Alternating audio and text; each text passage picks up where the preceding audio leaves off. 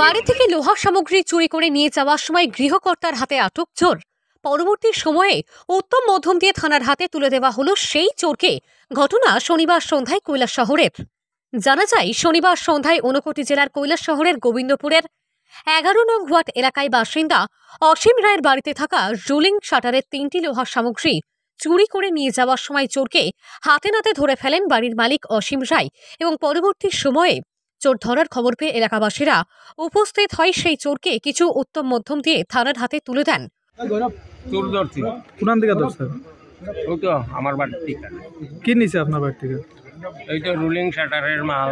লোহার লোহার কয়টা আছে? যেন 3টা।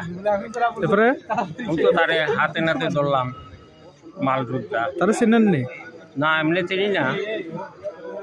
এটা কোন এলাকা? হ্যাঁ, এটা গোবিন্দপুর। কয় নং ওয়ার্ড? এটা 11 নম্বর। আপনার নাম কি? অসীম রায়। তো এই প্রথম না চুরি করছে? প্রথম না, আর দ্বিতীয় তো আমি জানি না। কালকেও আমার জিনিস নিচ্ছে, পিজের দাম নিচ্ছে। এটি পাইছেন নি? না। আর আজকেরটি পাইছেন নি? আজকে টিভাই কি চাইতেছেন এখন? তখন তো আর কিটা তারে।